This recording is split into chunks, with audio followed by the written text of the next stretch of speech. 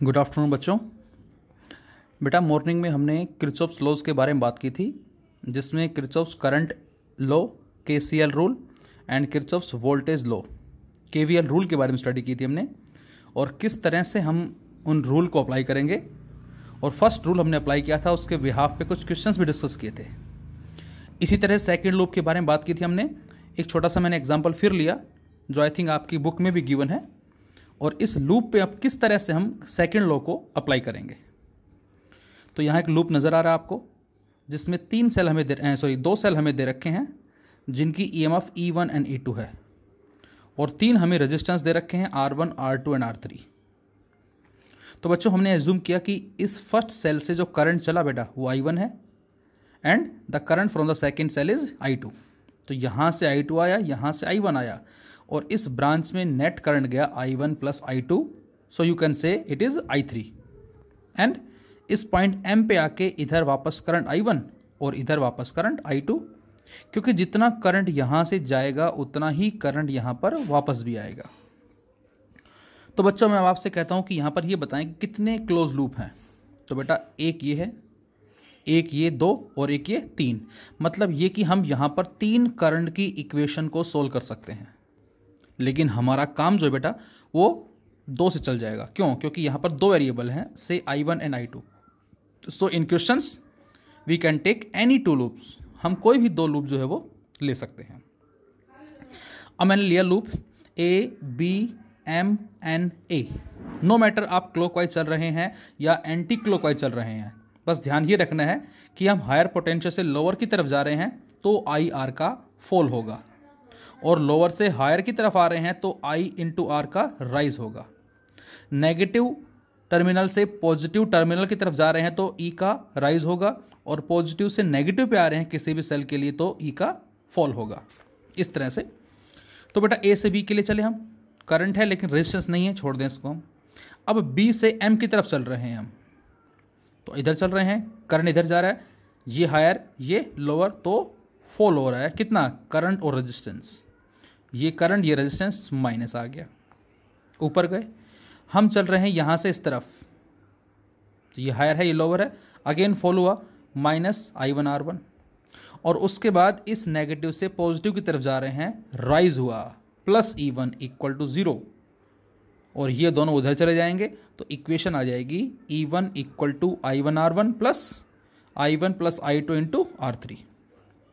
ये हमारी first equation formed हो गई है, जिसमें हमें E1 गिवन है, सपोज R1 गिवन है और R3 गिवन है, तो बेटा यहाँ से I1 I2 में एक इक्वेशन आ जाएगी हमारे पास। इसी तरह से सेकंड क्लोज लूप KBMLK हम चले इस तरफ, फिर चल रहे हैं B से M की तरफ, minus I1 plus I2 into R3 हो जाएगा, क्योंकि माइनस IR का फॉल है यहाँ पर। उसके बाद L से चल रहे हैं इस तरफ, करंट I2 है, रेजिस्टेंस कितना बेटा R2, और ये हायर है ये लोअर है, तो फॉल हो रहा है, माइनस I2 R2, और इस नेगेटिव से पॉजिटिव की तरफ चल रहे हैं, rise, plus E2 equal to 0। तो यहाँ से इन दोनों को उधर ले जाएं तो इक्वेशन हमारी ये बन जाएगी। इस तरह से हम सेकंड लॉ को अप्लाई करते हैं। एक बात और बच्चों, जैसे मैं कहता हूँ A है और ये B पॉइंट A से B की तरफ करंट फ्लो कर रहा है बेटा, इसका मतलब A हायर है और B लोअर है, तो VA माइनस VB का साइन क्या होगा? पॉजिटिव होगा, बात की थी हमने, और VB माइनस VA का साइन क्या होगा? नेगेटिव। तो अब हम जब चलते हैं तो हम इस तरह से भी लिखते हैं, क्या?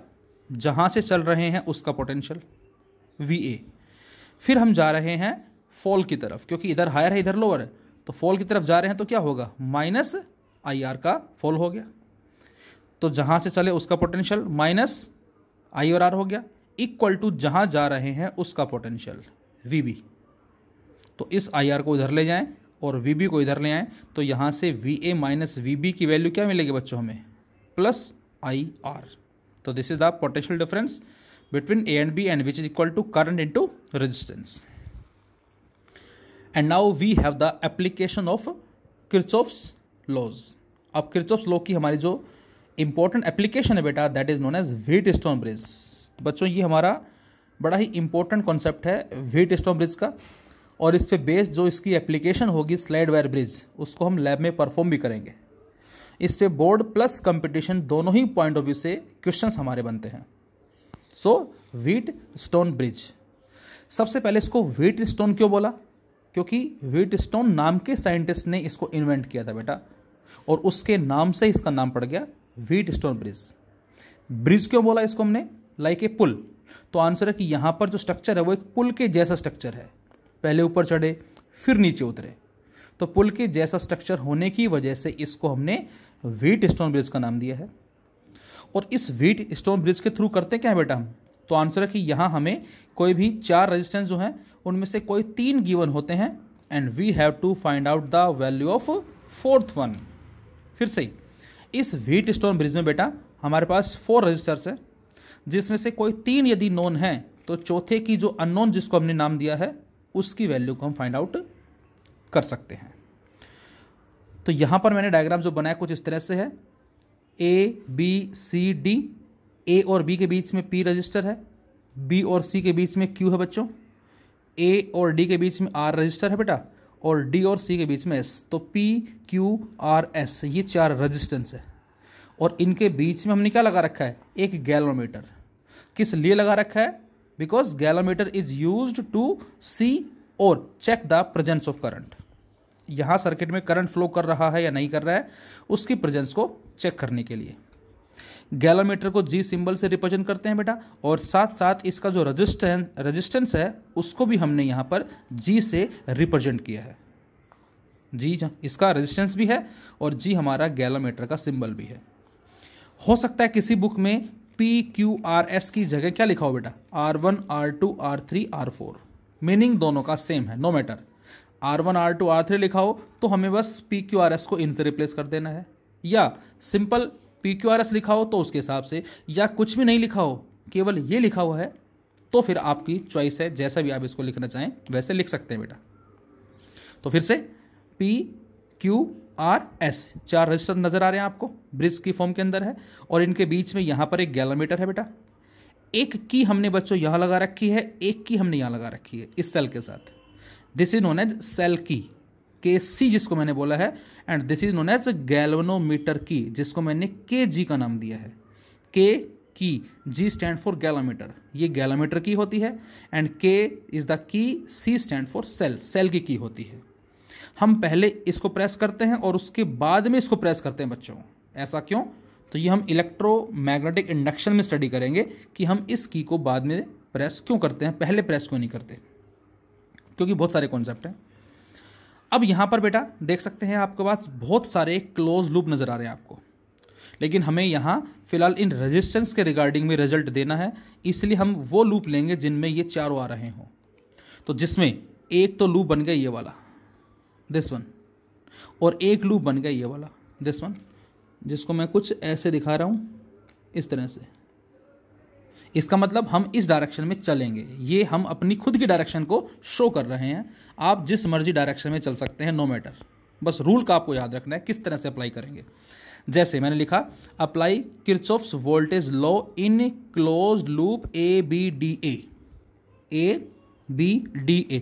इससे पहले एक चीज़ और बच्चों, जैसे ही बेटा हम इस की को प्रेस करेंगे और उसके बाद इसको प्रेस करेंगे तो यहाँ से करंट चलेगा आई, बोलो। अब वो करंट यहाँ पर आके, ये जंक्शन है नहीं, ये जंक्शन है, वो करंट इस जंक्शन पे आके क्या होगा? 2 पार्ट्स में डिवाइड हो जाएगा। हमने माना बच्चों इधर करंट कितना गया बेटा? I1, तो इधर कितना जाएगा? इसको आप I-I1 कह सकते हो, या इसको आप I2 भी कह सकते हो, मीनिंग दोनों का सेम होगा। So we assume total current या net current is I, which is divided at point A into 2 parts. First one is I1 across AB and the second one is I2 across AD, where I2 equal to I minus I1। अब बच्चों यहाँ current पहुँचा I1, यहाँ current पहुँचा I2। अब यहाँ से 3 possibility हो सकती है। पॉसिबिलिटी नंबर 1, करंट हो सकता है फ्लो करे B से D की तरफ। पॉसिबिलिटी नंबर 2, हो सकता है करंट फ्लो करे D से B की तरफ। And possibility number 3, current flow ही ना करे। तो बेटा यहाँ से करंट हो सकता है B से D जाए, या फिर D से B जाए, या फिर जाए ही नहीं। तो ऐसा हम क्यों कहते हैं कि करंट फ्लो करेगा और कब नहीं करेगा? तो आंसर है, जब कभी भी पोटेंशियल डिफरेंस होगा तब तो करंट फ्लो करेगा। और जब कभी किन्हीं दो पॉइंट्स के बीच में पोटेंशियल डिफरेंस नहीं होगा तो करंट फ्लो नहीं करेगा बच्चों। तो यहाँ से हमने एज्यूम किया कि यदि पॉइंट बी का पोटेंशियल ज़्यादा है, डी का कम है, तो करंट फ्लो करेगा बी से डी की तरफ। So we assume V B is greater than V D. और अब करंट चला इस तरफ, कितना चला, आई जी हमने मान लिया। यहाँ पहुँचा कितना था, आई वन, कितना गया इधर, आई जी, तो इधर कितना बचा, आई वन माइनस आई जी। यहाँ से बच्चों आई जी आ गया, टोटल आई वन पहुँचा था, इधर आई जी, इधर आई वन माइनस आई जी, जो कि क्यू में जा रहा है। अब बच्चों यहाँ से आई जी आया बेटा, यहाँ से कौन आ रहा है, आई टू आ रहा है। आई टू का मतलब आई माइनस आई वन, तो इधर से आई जी, इधर से आई टू, तो इस ब्रांच में कितना जाएगा, दोनों का सम कितना, आई टू प्लस आई जी। तो बेटा ये आया आई टू प्लस आई जी, ये आया आई वन माइनस आई जी, दोनों को ऐड कर दिया और जैसे ऐड किया नेट करंट कितना आ गया, आई, और चला भी कितना था, आई। तो इसका मतलब हमने करंट का डिवीजन बिल्कुल सही किया है। ये आप पता भी कर सकते हैं, चेक भी कर सकते हैं कि आपने करंट का डिवीजन सही किया है, प्रॉपर किया है या नहीं। यदि स्टार्टिंग में आई है और लास्ट में आई आया तो डिवीजन करंट का सही है, और लास्ट में कुछ और आ रहा है, इसका मतलब हमने कहीं ना कहीं मिस्टेक की है। अब हमने किरचॉफ्स लॉ अप्लाई किया बेटा। जैसे ही किरचॉफ्स लॉ अप्लाई करते हैं हम जरा ए बी डी ए पे चलो। अब हम चल रहे हैं ए से बी की तरफ, ए हायर है, बी लोअर है, और यहाँ पर फॉल हो रहा है कितना, करंट और रेजिस्टेंस, जो कि आई वन पी है, so minus I one P. फिर चल रहे हैं बी से डी की तरफ, और जब बी से डी की तरफ चलेंगे बेटा तो करंट भी इधर ही जा रहा है, फॉल हो रहा है, ये करंट है आई जी और कैपिटल जी रजिस्टर है, सो माइनस आई जी जी। उसके बाद डी से ए की तरफ चल रहे हैं, करंट सामने से आ रहा है कितना, आई टू, रजिस्टेंस इज आर। हम चल रहे हैं डी से ए की तरफ, लोअर से हायर की तरफ राइज हो रहा है, plus I two into R, और आई टू की जगह क्या लिख सकते हैं हम, I minus I one into R, meaning same है, चाहे आप यहाँ पर और डाल के आई टू इंटू आर भी लिख सकते हो, एक ही बात होगी, एंड इक्वल टू जीरो। ये मैंने लिख भी दिया यहाँ पर। तो ये इक्वेशन नंबर 1 आ गई। इसी तरह से सेकंड लूप लिया बच्चों हमने, बी सी डी बी। जब बी सी डी बी पे बेटा अप्लाई करते हैं तो बी से सी की तरफ चल रहे हैं, फॉल हो रहा है, करंट ये है, रजिस्टर ये है, इसका fall, minus I one minus I G into Q. अब सी से डी की तरफ देखें जरा ध्यान से, करंट यहाँ से आ रहा है, ये हायर है, ये लोअर, तो हम लोअर से हायर की तरफ जा रहे हैं, राइज हो रहा है, तो राइज हो रहा है तो plus I two plus I G into S, और फिर डी से बी की तरफ जा रहे हैं, फिर राइज हो रहा है, plus I G G equal to zero. This is equation number 2। Now the value of R is adjusted in this manner. बच्चों यहाँ जो आर है बेटा, this R is known as variable register. इसमें मैंने एक छोटा सा एरो भी शो किया है। इस आर को प्रैक्टिकली हम एडजस्ट करेंगे लैब में। क्या, the value of R is adjusted in this manner. अब इस आर की वैल्यू को हम इस मैनर में एडजस्ट करेंगे ताकि बी पे और डी पे पोटेंशियल क्या हो जाए बच्चों, सेम हो जाए। जैसे अभी अभी मैंने आपको बताया कि जहाँ से चल रहे हैं उसका पोटेंशियल माइनस फॉल हो रहा है आई इंटू आर का, और इक्वल टू जहाँ जा रहे हैं उसका पोटेंशियल। यदि मैं इसी कॉन्सेप्ट को मैं आपसे कहता हूँ कि बेटा इसको अप्लाई करो ए से किसके लिए, बी के लिए, तो ए से चल रहे हैं बी की तरफ, करंट कितना है आई वन, रेजिस्टेंस कितना है पी, ए से चल रहे हैं तो ए का पोटेंशियल। अब जब उधर जाएंगे तो फॉल होगा आई वन पी का minus I one P, equal to जहाँ जा रहे हैं उसका पोटेंशियल। तो यहाँ से V A minus I one P बराबर किसके आ गया, वी बी, इसके लिए। अच्छा इसके लिए बोलता तो मैं, नीचे वाले के लिए बोलता तो वी ए माइनस, बोलो फॉल हो रहा है कितना, आई टू इंटू आर का, या आई टू इंटू आर आ गया, और कहाँ जा रहे हैं डी पे, इक्वल टू वी डी। अब जरा दोनों में देखें, ये भी वी ए, ये भी वी ए, ये आई वन पी है, ये I minus I one into R है, इक्वल टू वी डी। अब मैंने मान लिया कि वी ए जो है बेटा वो कितना है 10। If we assume V A is 10, हमने मान लिया कि वी ए की वैल्यू 10 है, ये 10 हो गया। अब इनका प्रोडक्ट जो है वो डिसाइड करेगा कि बी और डी में से किसका पोटेंशियल कम होगा और किसका पोटेंशियल ज़्यादा होगा। तो फिलहाल हमने यहाँ लिखा the value of R is adjusted in this manner so that V B equal to V D. और बच्चों जब इन दोनों पॉइंट पे पोटेंशियल सेम हो जाएगा, अब आप खुद सोचें क्या होगा। तो आंसर, इस बीच वाली ब्रांच में कोई करंट फ्लो नहीं करेगा, मतलब गैलोमीटर में कोई करंट फ्लो नहीं करेगा। और इस रीजन की वजह से इसको हम क्या बोलते हैं, नल डिफ्लेक्शन, जीरो डिफ्लेक्शन। और जब आई जी जीरो है, गैलोमीटर में डिफ्लेक्शन जीरो है, इसको बच्चों हम क्या बोलते हैं, बैलेंस्ड व्हीटस्टोन ब्रिज। जब भी आपसे कहा जाए कि what is the meaning of balanced Wheatstone bridge, तो हमारा आंसर होगा when the galvanometer shows A zero deflection. और इस आई जी को बेटा फर्स्ट और सेकंड दोनों में पुट कर दो आप। जब फर्स्ट में पुट करते हैं आई जी को, ये जीरो हो गया, तो ये क्या बचा, I one P plus I minus I one into R equal to zero, और यहाँ से इसको राइट में ले गए, so I one P equal to I minus I one into R. This is equation number third. और second में भी रखें जरा, इसमें हम यहाँ पर ये ज़ीरो हो जाएगा, माइनस आई वन क्यू, ये ज़ीरो हो गया, प्लस आई टू एस, और ये ज़ीरो हो गया, minus I one Q plus I two S equal to zero, उसको उधर ले गए, तो ये आ गई इक्वेशन हमारी फोर्थ। और अब थर्ड को और फोर्थ को हम क्या करें, डिवाइड कर दें। और जैसे ही थर्ड और फोर्थ को बच्चों हम डिवाइड करते हैं, तो हमें मिलता है I one P upon I one Q equal to I two R upon I two S, और आई टू से I two cancel out. So finally we get P by Q equal to R by S, or we can say R1 by R2 equal to R3 by R4। और इस R को नीचे लाके Q को ऊपर ले जाओ आप, इसको P by R equal to Q by S भी बोल सकते हैं, मतलब R1 by R3 equal to R2 by R4 भी बोल सकते हैं।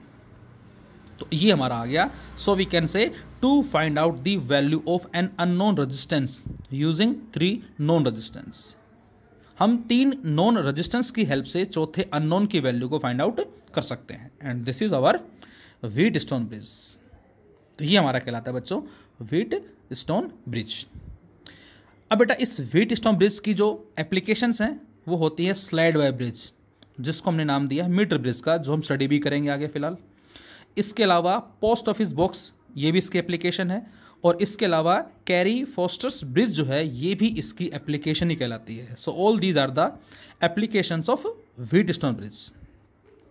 एक बच्चों बड़ी इंपॉर्टेंट बात जो अक्सर हमें एग्जाम में न्यूमेरिकल्स में मिलती है, if we interchange the cell and the galvanometer, यदि हम बच्चों सेल की जगह तो गैलोमीटर को लगा दें, और गैलोमीटर की जगह क्या करें बेटा, हम सेल को लगा दें, तो क्या होगा, then there will be no change in the balancing condition. कुछ इस तरह से P Q R S, जहाँ G था वहाँ हमने सेल लगा दिया, और जहाँ सेल था वहाँ हमने G लगा दिया। तो इसमें क्या होगा, इसमें करंट चलेगा यहाँ से बेटा, कितना I, यहाँ पर इधर गया I1, इधर गया I2। अब ये I1 यहाँ पहुँचा, ये I2 यहाँ पहुँचा। हमने माना इधर कितना चला जाएगा IG, इधर कितना जाएगा I1 माइनस IG। यहाँ से I2 आया, यहाँ गया IG, इधर I1 माइनस IG यहाँ से आ रहा है, I2 यहाँ से आ रहा है, दोनों जुड़ जाएंगे, इधर आया, ये करंट इधर आया, और इसमें वापस कितना आ जाएगा, वही सेम करंट आ जाएगा। अब इसमें एक लूप हम लेंगे ये बाहर बाहर वाला, जिसमें P Q और G आ रहे हैं, और एक लूप लेंगे हम ये वाला जिसमें R S और G आ रहे हैं। देखो इसमें भी हमने ऐसा ही किया था, इसमें भी हमने ऐसा ही किया था, एक लूप लिया था P G और R वाला, और एक लिया था Q S और G वाला। सेम उसी तरह से यहाँ पर बच्चों P Q G बाहर वाला लूप लेंगे हम, और एक R S G वाला लूप लेंगे, और जब दोनों को सोल्व करेंगे इसी तरह से, तो फिर से हमें आंसर जो वो सेम मिलेगा, P by Q equal to R by S। तो ये आपको याद रखना है कि जब भी हम इनको इंटरचेंज करते हैं बैलेंसिंग कंडीशन पे कोई इफेक्ट नहीं पड़ेगा। अब बच्चों कुछ न्यूमेरिकल्स ऐसे हैं जिसमें P बाई Q जो है वो R बाई S के बराबर नहीं होता, P बाई Q जो है वो R बाई S के इक्वल नहीं होता, और उस केस में हमें गिवन होता है, या ये गिवन होता है कि हमें फाइंड आउट करना है गैलोमीटर में कितना करंट फ्लो कर रहा है। तो उसके लिए I1 हो गया, I2 हो गया, और IG हो गया। इसका मतलब हमारे पास 3 वेरिएबल हैं, I1, I2 एंड IG। अब उन 3 वेरिएबल को सोल्व करने के लिए आप सोचो जरा क्या करेंगे, हम 3 क्लोज्ड लूप कंसिडर करेंगे उस पूरे व्हीटस्टोन ब्रिज के अंदर, और उन 3 क्लोज लूप से 3 करंट की इक्वेशन बनाकर उनको सोल्व कर लेंगे, और वो हमारा आंसर आ जाएगा। अब जनरली एग्जामिनर पूछता है कि बच्चों इस व्हीटस्टोन ब्रिज में कितने क्लोज लूप हैं, तो बच्चे कोई 3 बताते हैं, कोई 4 बताते हैं, कोई 5 बताते हैं। तो बच्चों इस व्हीटस्टोन ब्रिज में मैक्सिमम 7 क्लोज लूप होते हैं।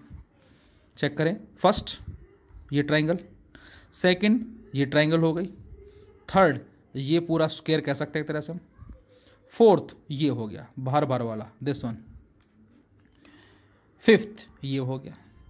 5 तक लगभग बच्चे ढूंढ देते हैं। 2 बेटा ये भी इसके अंदर छुपे हुए हैं, आपको नजर आ रहे होंगे, ये दिस एंड दिस। सेम इसी तरह से दिस वन। तो यहां पर टोटल 7 क्लोज लूप जो बेटा वो हमारे पास एग्जिस्ट करते हैं। कई बार क्या होता है बेटा, यहां पर इस सेल के साथ हमारे पास एक रजिस्टर भी गिवन होता है यहां पर। तो उस केस में कोशिश करें कि आप ये लूप भी कंसिडर कर सकें जिसमें सेल के साथ हमें एक रेजिस्टेंस भी दे रखा है। अब इससे रिलेटेड जरा कुछ हम एग्जांपल्स लेके देखें। तो जब भी बच्चों कभी भी आपको कोई न्यूमेरिकल गिवन है जिसमें हमें 5, 6, 7, 8 रजिस्टर्स दे रखे हैं, तो जरा ध्यान से देखें उसको। हो सकता है उसमें से कोई एक व्हीट स्टोन ब्रिज जो है मे बी फॉर्म्ड हो सकता है। जैसे generally in a circuit if we have given 5, 6 और more registers then see properly. तो हमें बेटा क्या करना क्या है, उस सर्किट को प्रॉपरली वॉच करना है। हो सकता है कि उसमें व्हीट स्टोन ब्रिज जो है वो फॉर्म्ड हो रहा हो, जैसे यहाँ नजर आ रहा है आपको 1, 2, 3, 4, 5। हो सकता है ये सेम और हो सकता है डिफरेंट हो, no matter. P, Q, R, S। यदि इनका रेशो सेम है, मैं कहता हूँ ये 2 ओम है, ये 4 ओम है, ये 3 ओम है, ये 6 ओम है, तो 2/4 3/6 1/2 1/2 आ गया। तो इस बीच वाले को हम रिमूव कर देंगे, तो मिड वाला ये रिमूव हो जाएगा। ये हमारा व्हीट स्टोन ब्रिज है लेकिन थोड़ा सा टिल्ट करके हमें दे दिया। यदि हम बेटा इस पॉइंट को और इस पॉइंट को क्या करें, पुल करते हैं, खींचते हैं बाहर की तरफ, तो ये वही बन जाएगा। तो यहाँ पर जो इफेक्टिव रेजिस्टेंस होगा इसको रिमूव करने के बाद ये दोनों सीरीज और वो आपस में पैरेलल, तो आंसर आ जाएगा इसका R। इसी में ये दे दिया हमें 6 6 6 6, बीच में भी 6, ये हट जाएगा। ये सीरीज ये आपस में parallel, 6 ohm be the answer of this network. इसी में दे दिया हमें 2R 2R 2R 2R, ये भी 2R ये भी 2R, ये R। तो ये इसमें देखें P Q R S ratio same है, ये हट जाएगा। P Q R S ratio same है, ये हट जाएगा। और अब ये सीरीज और वो तीनों आपस में पैरेलल में। तो इसका आंसर कितना आएगा बच्चों, 2R small r upon R+R। इसमें कुछ क्वेश्चंस ट्रायंगल के भी होते हैं और अक्सर हम सोचते हैं कि यार ये तो ट्रायंगल आ गया, जबकि नहीं, ये भी हमारा एक व्हीट स्टोन ब्रिज ही बन रहा है। देखें जरा 2 4 3 6, और आपसे पूछा कि ये बताएं इस ब्रांच में कितना करंट है, दूसरा इस बैटरी से या इस सेल से कितना करंट फ्लो कर रहा है। तो साफ नजर आ रहा है बेटा 2/4 1/2 3/6 1/2, इसमें करंट फ्लो ही नहीं होगा। हम इस 10 ओम को रिमूव कर देंगे और उसके बाद ये सीरीज में आ जाएंगे, वो दोनों आपस में पैरेलल में आ जाएंगे। उनका जो रिजल्ट है वो इस 2.4 के साथ सीरीज में आ जाएगा। और 6 वोल्ट बैटरी है तो करंट की वैल्यू सोल्व करने से 1 एम्पियर आ जाएगी। आप ट्राई कर सकते हैं इसको। अब बच्चों एक और अलग तरह का क्वेश्चन हमारा देखे जरा। ये हमें एक सर्किट दे रखा है जिसमें 10 20 5 11 एंड 48 जो कि हमें पोटेंशियल डिफरेंस दे रखा है। इस तरह के क्वेश्चंस भी अक्सर एग्जाम में कई बार आ जाते हैं। In such type of questions either we have given, ऐसे क्वेश्चंस में बेटा हमें 2 चीज़ें गिवन होती हैं, या तो हमें इसकी ईएमएफ गिवन होती है या फिर हमें सर्किट में कितना करंट फ्लो कर रहा है वो गिवन होता है।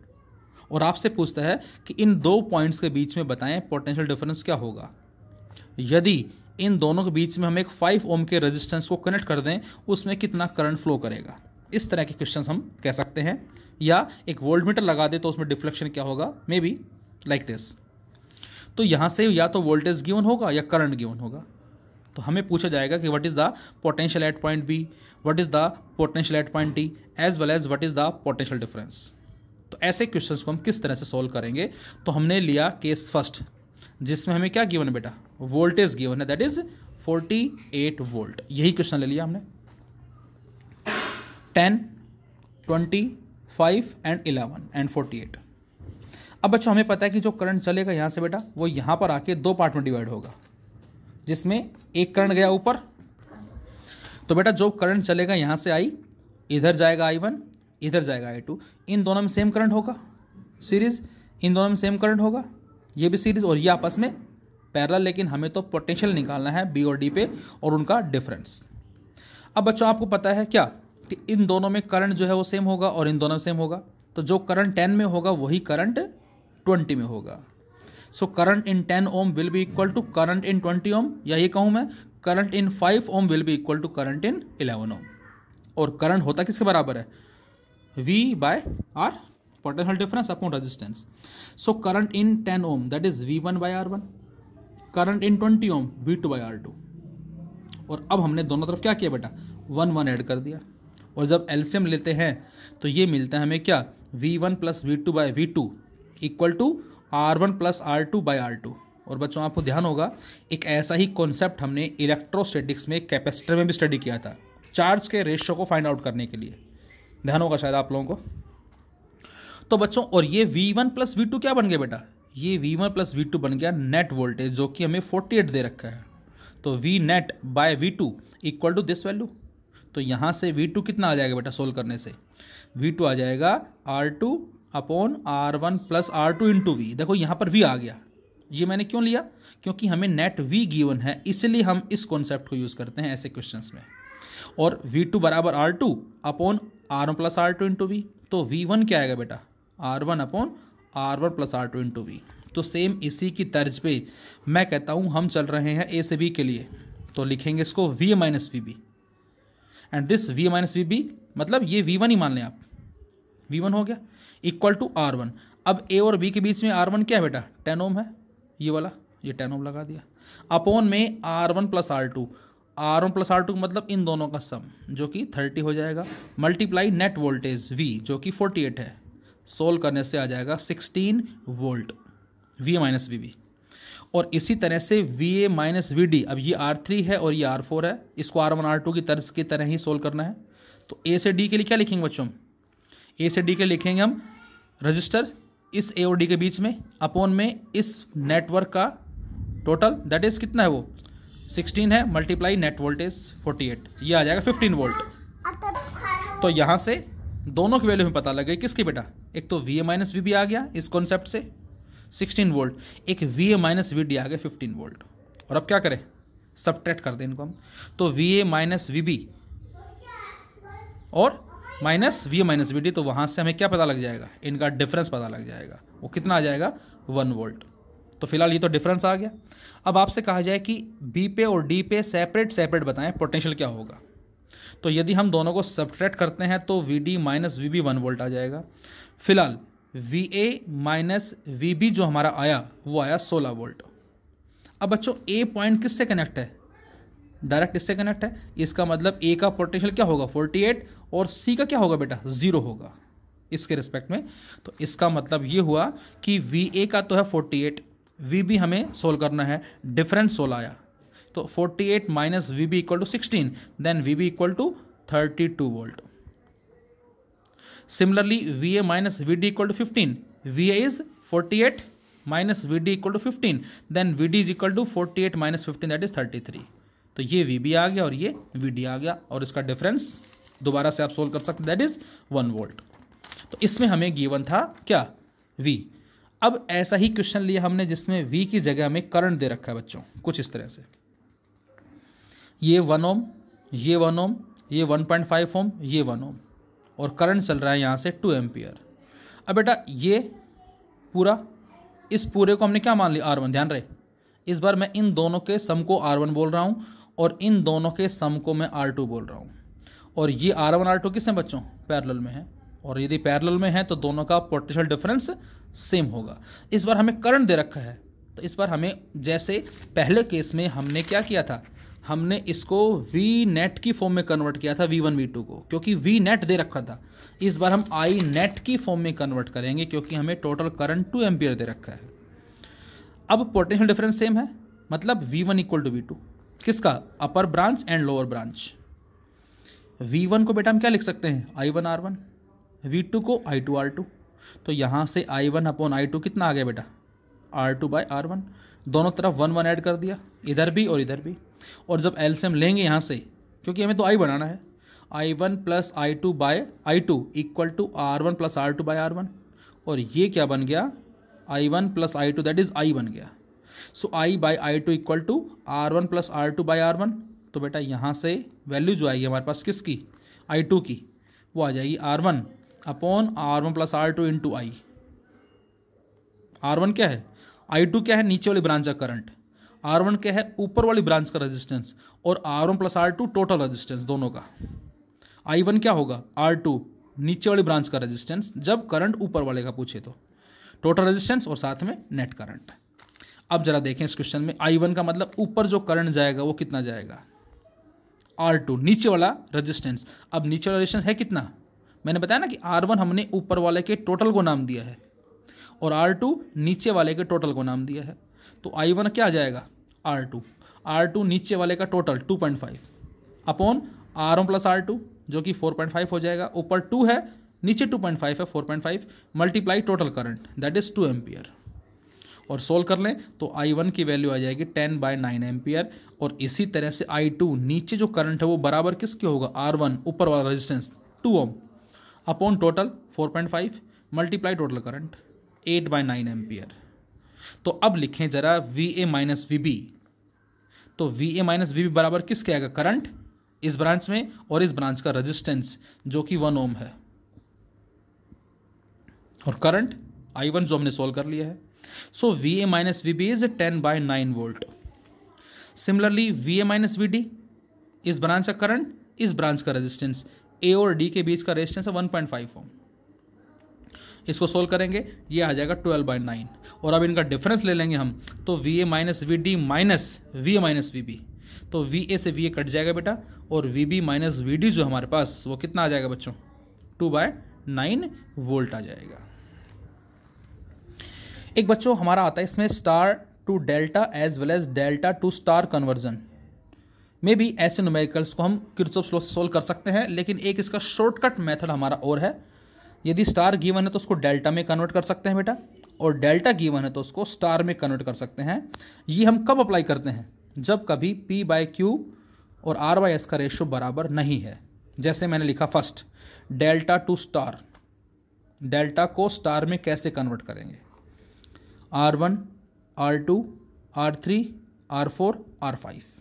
R1/R2 जो है वो बराबर नहीं है R3/R4 के, तो बीच वाले को रिमूव नहीं करेंगे हम। तो क्या करेंगे, ध्यान से देखें जरा, ये जरा हमें क्या नज़र आ रहा है, ये हमें डेल्टा नज़र आ रहा है, R1 R5 R3, R1 R5 R3। जो 5 है बेटा वो 1 के साथ भी है, 5 जो है 3 के साथ भी है, 5 4 भी के साथ भी है और 2 के साथ भी है। तो हम इसको रिप्लेस कर सकते हैं इस तरह से। ध्यान से देखें जरा, ये बन गया स्टार, देखो ये ऐसे और ये ऐसे, ये स्टार की फॉर्म कहलाती है। ये डेल्टा है हमारा और ये क्या बन गया, ये स्टार बन गया जो आपको नज़र आ रहा है। लेकिन स्टार बन गया कौन कौन, ये डेल्टा, ये R15 है बेटा, ये R35 कहलाता है और ये R31 कहलाता है। तो मैंने यही लिखा है इसके अंदर, ध्यान से देखें, R13 R15 ये R15 ये हो गया एंड R35 ये हो गया, 35 ये, और उसके बाद 2 और 4 एज इट इज़, ये 2 एज इट इज़ है और ये 4 एज इट इज़ है। और अब ये सर्किट हमारा बिल्कुल सिंपल हो गया। तो 2 और 4 एज इट इज़, लेकिन बच्चों ये आपको याद रखना है कि R13 जो है बेटा वो इन दोनों का इफेक्टिव कहलाएगा, R15 इनके कॉरस्पॉन्डिंग है और R35 इनके कॉरस्पॉन्डिंग है। और इसकी वैल्यू क्या होती है ये आपको याद रखनी है विशेष।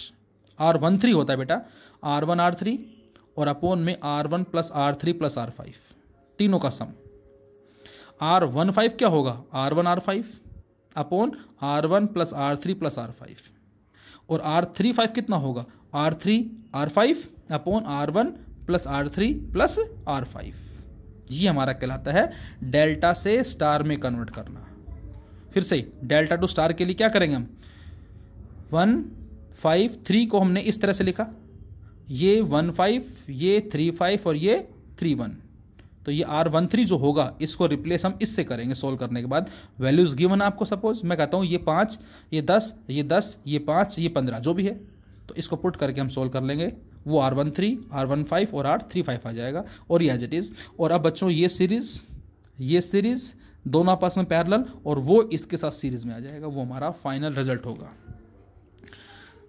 तो पहला था डेल्टा टू स्टार। अब हम लिखते हैं स्टार टू डेल्टा।